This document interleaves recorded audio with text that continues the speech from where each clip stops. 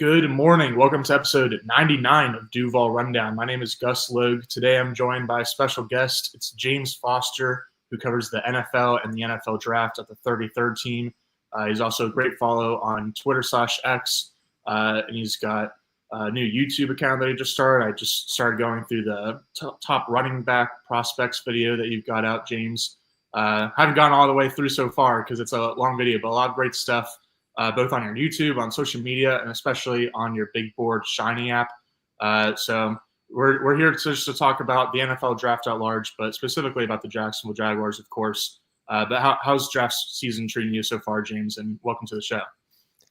Thanks for having me, man. Pretty good. Once we get to this point of the process, it's always just, a race to the finish line because there's so many guys I want to get to. And I'm like 308 players deep into this class, but still got too long of a list of players that I want to watch before it hits. Well, that's perfect for today's show because, as I just told you before we started recording, here in Jacksonville, we spend the majority of time talking about first-round prospects and specifically top 5 or top 10 prospects, just because everyone is obviously so interested in what the Jacksonville Jaguars will do with their first-round pick under a new regime. But really excited to get kind of your expertise on like some later round guys that maybe not a lot of people have heard of or either have heard of but just don't know a lot about. But before we get to that, I do want to talk about your thoughts on the Jaguars' 5th overall pick.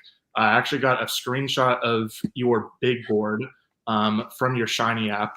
That's jfosterfilm.shinyapps.io/25draft if you want to check it out. Ton of great information. I would say James's big board is or this site in general is what I look at most for draft information. He's got great player comps, all of the measurables and stats that you need. And then I certainly trust what James does in terms of ranking his big board. So his top 9 prospects that James has is Travis Hunter, Abdul Carter, Ashton Genty, Armand Membu, Mason Graham, Jahad Campbell, Tyler Warren, Colston Loveland, and Will Campbell. And so, James, I assume that you wouldn't just hand these top 9 guys to the Jaguars and say, if I were you, then I would pick just based on this order alone. So right. What are your thoughts? Obviously, I think the biggest, the most mocked players to Jacksonville are probably Mason Graham and Will Campbell in that order. And so the majority of people in Jacksonville certainly want the Jaguars to address the trenches. And so where are you just in general? Do you think they definitely do need to address the trenches? Do you think that with Ashton Genty 3rd overall on your board, that it is something they seriously should consider? What are your thoughts? Yeah, so I wrote a mock draft a couple weeks ago that had the Jags going with Mason Graham, and then got one coming out today probably that has them going with Will Campbell. So if we're talking realistically, what I think would happen, I think those are probably the 2 most likely. So I'm kind of with the consensus there. The thing with those mock drafts, though, is that with both of them, I had the Patriots taking Armand Membu at 4th overall. And if that doesn't happen, he would be my top option for the Jags because, I think, to me, he's clearly the best offensive lineman in this class. And I think he'd be regarded a lot higher if he had more recruiting pedigree and he was more well-known heading into the year.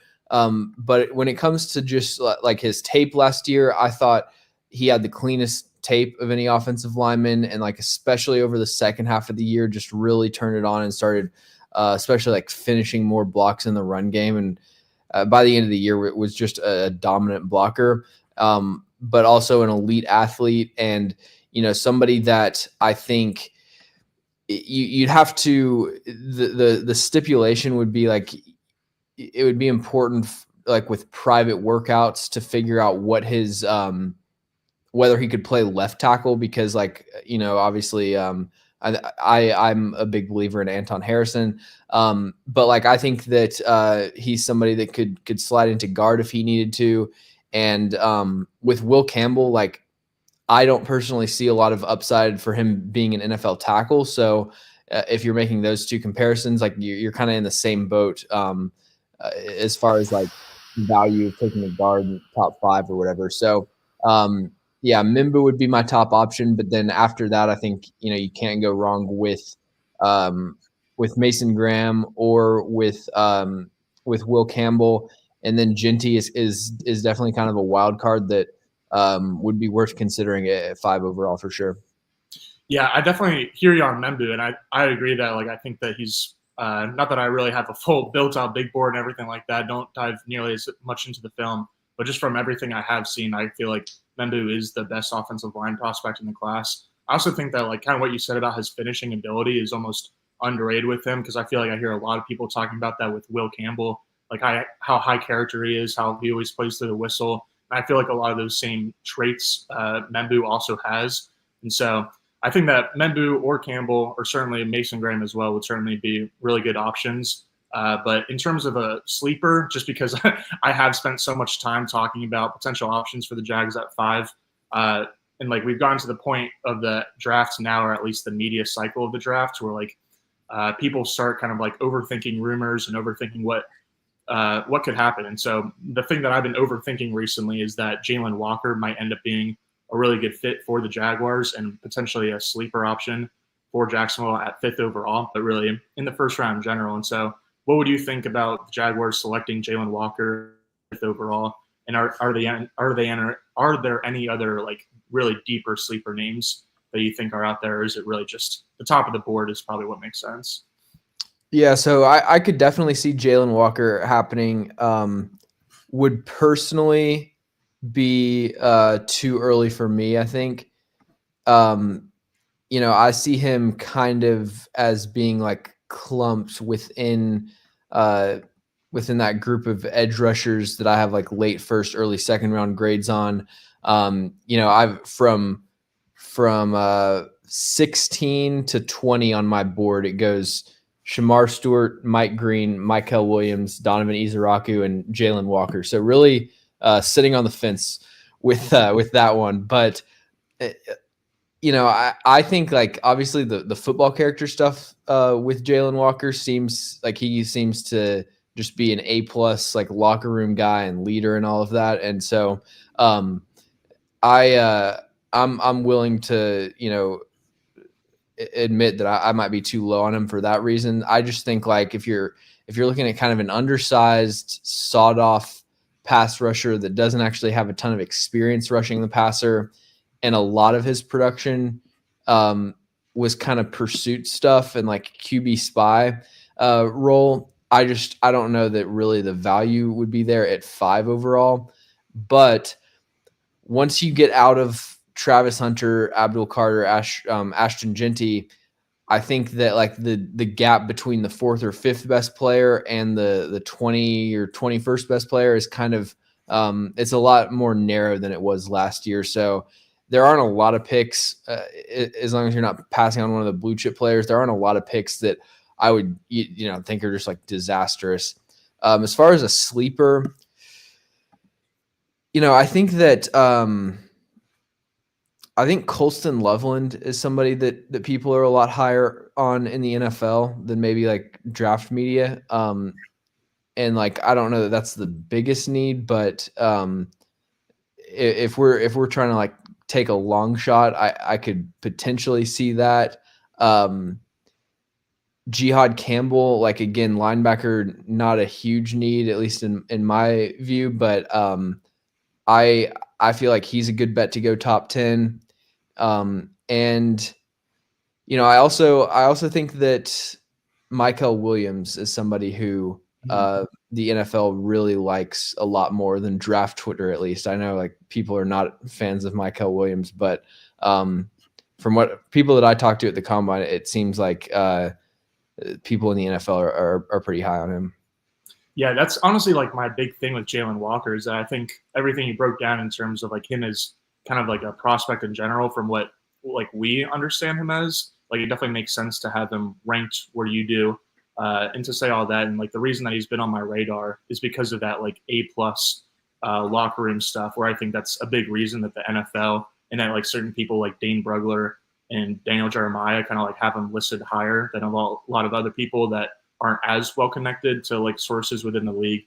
And I think the Jaguars, more than anything else, they've preached that they're going to bring in intangibly rich people into the. Oh, I've listened to James Gladstone. I've listened to like almost all of his press conferences. He loves that line. Yeah, it's definitely like the biggest buzzword of the offseason for Jacksonville. Even like Liam Cohen is like repeating the same phrase too.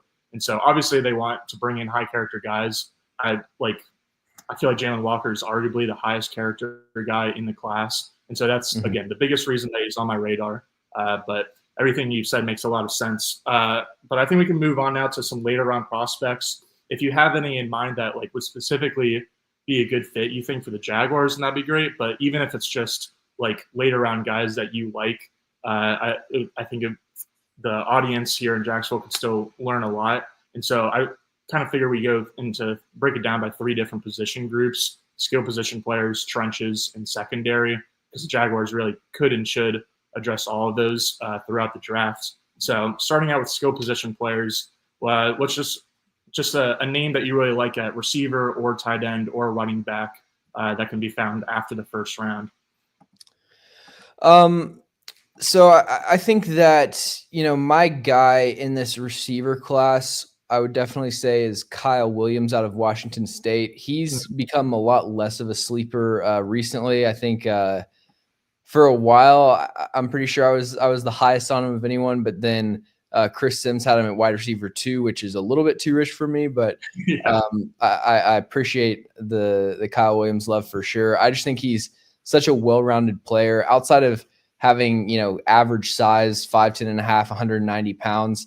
I think he's the best receiver in this class against press coverage in terms of his release package, explosiveness off the line of scrimmage. He is very effective after the catch, led FBS receivers with 3 screen touchdowns last year, good contact balance and elusiveness. He's consistent catching the ball. He can run the full route tree. Again, outside of size, I really think he gives you a little bit of everything and is just an extremely complete player. And then the other guy that I would mention is Damian Martinez, who I have as running back 4 and 63 overall on my board, but there might be a chance that he's available day 3. He has, an NFL ready build. He is he was second in college football last year in yards after contact per attempt to Ashton Genty. Really turned it on over the second half of the year. He came from Oregon State, where it was kind of an outside zone heavy scheme. And he's got experience, running wide zone. Goes to Miami, where they run a lot more power and counter, and it took him a while to really get rolling. But when he did, I mean, the way that he finished the season was I think that stretch of the game, or that stretch of the year, stacks up with anyone in this class besides Ashton Genty, and somebody that just is extremely comfortable working between the tackles. He's got the power and the contact balance, but very quick moving laterally and changing directions and shifty in the open field. I think he can be a complete early down back at least. Doesn't have that proven production in the passing game, but I've kind of started to value passing game. If you check every other box except for maybe you're not a great receiver, to me that doesn't really lower your grade that much, because ideally I want to reduce the number of hits you're taking anyways. And Amir Abdullah costs $3 million a year or whatever. So it's if you need a third down back that can just kind of give him a breather, that to me is perfectly fine. Yeah, it makes a lot of sense. On Martinez, I've seen some concerns, but this was also before the NFL Combine. So I don't know if the Combine kind of hushed these concerns, but just about Martinez being I guess not fit for the next level because of his athleticism. He obviously had some really great tape at Miami, especially as you said, as the season progressed. But do you have any concerns about him being a little bit too slow, I guess, at the next level, or are you not really concerned about his athleticism? Yeah, I don't think he is I don't think he has the best long speed, and that's definitely something that has him graded below guys like Travion Henderson and Omarion Hampton. I think ultimately the amount of times that you're going to be like have those breakaway opportunities and like your top speed actually comes into play in the NFL is it's a lot less often than people think. I think like he ran a 4.51, which is perfectly fine. I didn't think he looked quite that fast on tape. But yeah, it's to me, athletic testing with running backs is not something that I value super highly. That makes sense. Definitely love the Kyle Williams take, though. Actually, I do a mock draft like each Monday on the show. I picked him in my mock just because I read your article last week on the 33rd team. So definitely would check that out if you're interested in reading more about the Washington State product. I think that definitely makes a lot of sense as a guy that can like be attached to the line of scrimmage in Jacksonville, so you can like use Brian Thomas as a little bit more of like a move and a motion guy and just open up BT's game.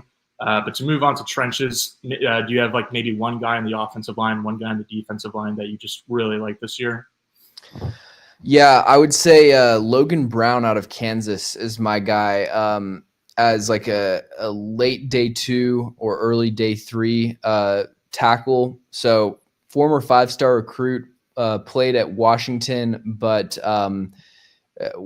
had some injury issues, wasn't able to get on the field, and transfers to Kansas for this past year, and I thought had the best run blocking tape in this class. I mean, you can see like why he was rated so highly coming out of high school. Had one of the best short shuttle times of any offensive lineman in this class, which is to me the most like predictive drill for offensive linemen, because it more than anything it translates to like mirroring rushers in pass protection. But Brown fits any offensive scheme. He can just absolutely drive people off the line of scrimmage. He can block wide zone. He can get to the second level and eliminate safeties and defensive backs. Kansas's scheme is kind of tough for evaluating pass blockers because they run kind of like the triple option and just not a whole lot of true pass sets and like really long dropbacks where that are that translatable. But like I thought his tape was really solid in pass pro. There is a little bit of kind of like smaller sample size issues there, but yeah, I would say Logan Brown is my guy on the offensive line. Now, you said he did play offensive tackle at Kansas. Do you think he'll be an offensive tackle in the league, or is he a guy that could play inside, outside? What do you think about his position at the NFL level? Yeah, I think he could play both, but like definitely have him as a tackle on my board. 34 and 3/4 inch arms is at least what he had at the Senior Bowl, which I'm like this year I'm not really going with combine arm length measurements because they seem to be off. Like the scout who was doing the measurements this year, I think messed it up because it doesn't line up with like summer players that have multiple data points. Like they got measured in the summer, they went to a bowl, and then they did the combine. It's like the combine is always the outlier. So I think he measured in with shorter arms at the combine, but yeah, good length, really good frame. He has the athleticism and pocket range to play tackle, but also like if you needed to move him inside, I think he absolutely has that versatility for sure. Could be like a 4-position player, I think. Sweet. Before you highlighted defensive lineman, to circle back to Will Campbell real quick, you do have him as a 9th overall player on your big board, so it's certainly not like you're down on him in general, but you did say that you don't really see him as a tackle at the next level. And so could you just talk a little bit about why that is? Is it mostly because of the arm length and wingspan concerns? So, my philosophy with it is that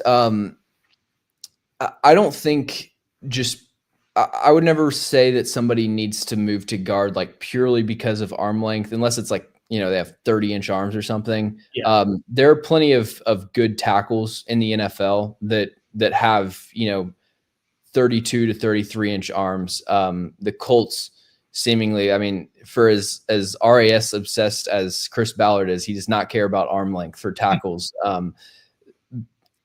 So I think it's definitely possible. You have to have really good foot speed and change of direction ability, I think, to offset those length concerns, because the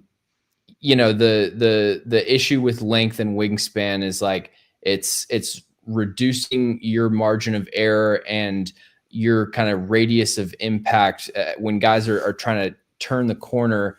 If you've got longer arms, it really gives you like a stronger kind of just outside hand buffer to protect the corner. And you have to be able to like really move your feet quickly to offset that. Like I go back to somebody like Roger Rosengarten from last year, who had pretty short arms, small wingspan. I never would dream of moving him away from tackle because he moves his feet like a tight end. With Will Campbell, I thought that, the pocket range kind of got exposed some against Landon Jackson, against R. Mason Thomas from Oklahoma, who will be in next year's class probably. That he uses a lot of aggressive jump sets where he's doing a two-hand punch, so punching with both hands, and it kind of it's kind of a gamble strategy. Like if you aren't perfect technically, it limits. You don't really have much recourse to protect the corner if your hand gets swiped down. But then like the real issue that showed up on tape was the inside counters. Alabama had some losses. Kyle Kennard from South Carolina beat him up a little bit. I think his tape is definitely good, but like he allowed 18 pressures last year, and there are some rough moments on tape. So I would push back on the idea that like he's, people say like he's a tackle until he like proves that he can't, like talking as if his tape is perfectly clean. I don't really see that as far as projecting to tackle. So I do have him as a guard, but I still think like he'll be a really good guard in the NFL if that's the position he ends up playing. Yeah, that makes a lot of sense. I appreciate the explanation. I also saw something similar from Brandon Thorne's write-up for Bleacher Report, where like it's not just the short arms, but kind of, as you said at one point, like the lateral ability too, and kind of both of those things will be like just like lessened, like the risk of being beaten by pass rush or even on run defense too. Like if you move inside to guard, then having shorter arms and not as good footwork, not as good lateral ability, like those problems aren't as big when you're playing inside and kind of like in that phone booth. There's less space you're responsible for covering. Yeah, exactly. But okay, I appreciate the explanation, because I know that certainly not all of our listeners, but probably is some casual listeners that we have that definitely just look at arm length and they're like, okay, I'm determining whether this guy is an offensive tackle or a guard based on that. But let's move on to defensive line. Who's a guy you really like in this year's class? Man, it's a stacked interior class, but I think probably the guy that I'm highest on would be, or at least relative to consensus, would be Vernon Broughton out of Texas. I think his high-end comp is Christian Barmore. Like when you actually just look at them on tape, they look just eerily similar. 6'5", 311 pounds, 35-inch arms. He gives you that blend of being just a skilled athletic pass rusher, but an extremely sturdy run defender as well. He's got explosiveness off the ball. He's got, quickness to attack the edges of blocks, but then really weaponizes his length as a pass rusher and has such a consistent long arm. Like when he gets his hands on the blocker's frame, you see them just grasping at air, like trying to reconnect and set their anchor, but they just can't even reach him because of his length. And somebody that has a bunch of different moves like club rip, a swipe swim, two-handed swipe, had a couple wins with a spin counter. I think he has such a well-rounded skill set as a pass rusher. And then, I don't think he's like a nose tackle. He will kind of get driven backwards when he faces center double teams and stuff. But as far as one-on-one blocks, does a great job of stacking and shedding. And later in the season, actually kind of got a little bit better as far as like splitting double teams. I think he can definitely be a plus in the run game. Love that shot. I don't think I've heard of that name, but Vernon Broughton, definitely someone I'll keep my eye on.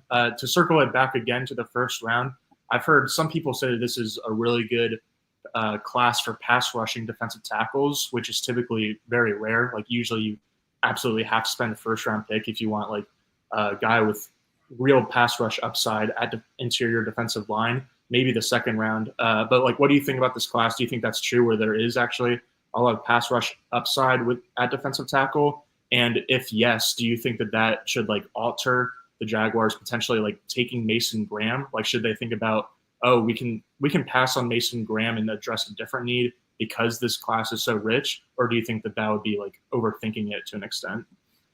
No, I think you're right on. Talking about the class first of all, yeah, it's at defensive line and at edge rusher, it's extremely deep relative to most years.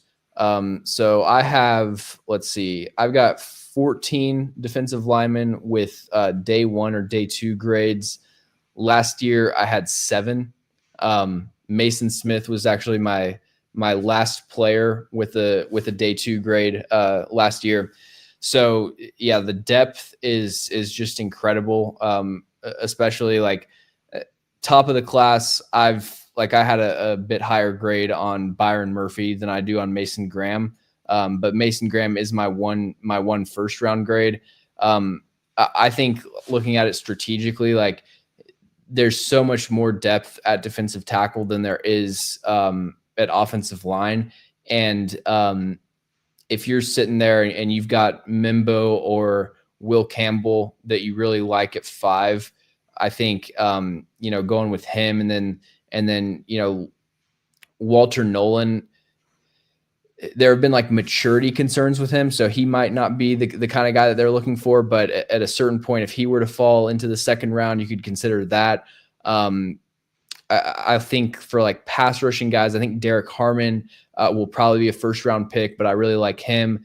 But into the second and third round, you've got guys like Darius Alexander from Toledo, TJ Sanders from South Carolina, Vernon Broughton, like I mentioned, Omar Norman Lott out of Tennessee. There's a long list of guys that I think can contribute on third downs and give you that interior pass rush.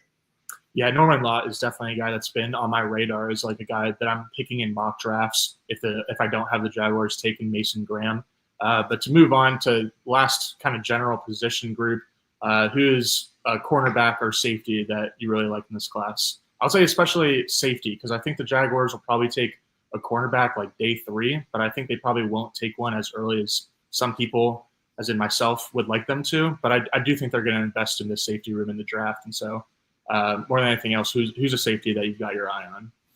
So my most recent article that I just posted for 33rd Team was breaking down Kevin Winston Jr. out of Penn State, who's kind of been a forgotten player in this class. I had a first round grade on him heading into the year. And, my grade did lower a little bit because like not necessarily purely the injury concern, but just the fact that we're a year removed from seeing him play. But like 6 months after having ACL surgery, he ran a 4.51 in the 40-yard dash, had a 1.51 10-yard split, which would have been the fastest at the combine at Penn State's pro day. And, he's somebody that I think is an elite run stopping safety. Last year, he did not have a single missed tackle, and he led Penn State in tackles overall. He's just a complete run defender with the size, strength, play demeanor, runs the alley with conviction, does a great job shedding blocks. Has to really, the unproven thing with Winston is the instincts and coverage. I think that it's kind of a roll of the dice of whether he's going to reach his upside and be like a complete safety. But I don't think I think he has a high floor as a player because his issues aren't like him getting beat in coverage. He's really, really solid in man-to-man, doesn't have a lot of coverage busts or anything. But like only one career interception, just doesn't see things quickly enough to like get in position to play passing lanes. but he only has 1 year of experience as a starter. He's still 21 years old, so it's definitely understandable. But like that's kind of where I think like his most likely outcome might just be kind of a solid, starting caliber player. But like if he can really start seeing things more quickly, could be just like a complete do it all safety. And I would just briefly mention two guys, Jonas Sanker out of Virginia and RJ Mickens out of Clemson are kind of like 3rd to 4th round prospects that I think I'm definitely a lot higher on than most people. Yeah, I'm really high on Jonas Sanker, and I think a lot of it is because I've seen that you're high on Jonas Sanker, safety out of Virginia. One last just random question. I think that all of the player comps that you have are great, and it's really hard to come up with player comps for literally every single guy in the draft. Typically, I don't know. I know that some people like to just reserve them for when they really feel like it's like a standout, I don't know, comparison. But I do think that it's really helpful for casual fans or even people like me who I cover the Jaguars in the league, but I just don't get super into the NFL draft. And so it's helpful for even someone like me to be like, oh, okay, this is just what, even if it's not what his career is going to look like, it's just what his play style is going to look like. Right. So my question for you is, having come up with a player comparison for hundreds of prospects in this year's draft, is there one that really stands out to you that you just love as a guy that you really see being a former NFL player at the next level? That's a good question. So, all right. Well, so I see so much Odell Beckham Jr. and Travis Hunter as a receiver. I think just kind of scrolling through the board here. So I think Will Johnson to Trayvon Diggs. To me, like you said, I do comparisons really based on play style, and I'll try to give a high end and low end comp if I can think of one. But it's really for somebody who's kind of just casually scrolling through the board, they see receivers compared to MVS, they kind of know deep threat with drop issues. But yeah, I think Will Johnson and Trayvon Diggs just is somebody that I could see leading the NFL in interceptions and in total yards allowed in a single year. He's gonna bite on everything that you throw at him, but a lot of times it's gonna result in a big play for the defense. So you'll take it. So yeah, that's the first one that comes to mind for me. Love that one. And Will Johnson, he's interesting because I think at the very, very beginning of the draft process for this year, he and Mason Graham were kind of equally considered as real possibilities for the Jags at 5. Now Will Johnson has kind of fallen off a little bit into more of the 10 to 15 range on most consensus big boards and most mock drafts. But I don't know, maybe the Jaguars will end up with that Michigan man instead. But we shall see. Obviously, the draft is 3 weeks from Thursday, so still got plenty of time to talk about it. But James, really appreciate your time, your expertise. Do you want to just plug your stuff one more time before we get out of here? Yeah, you can follow me on Twitter at NoFlagsFilm. And find me on YouTube. If you just search James Foster, it should be the first thing that pops up. I actually looked for you. There's a James Foster swimming page or something like that. Oh, really? Yeah, I'm pretty sure. So make sure to look up James Foster NFL. I mean, I'm sure yeah, there we go. You might be the second at worst, but no, it should pop up. James Foster, certainly great coverage about the NFL too. Lots of good film clips of NFL players as well. But yeah, I assume, James, your main thing is the NFL draft, and I've certainly learned a lot both before today and today from you. So thanks again. That'll do it for today's episode. I will be back tomorrow at 9:04 a.m. with Mia O'Brien. So until then, thanks again to James. Thanks to everyone for watching and listening.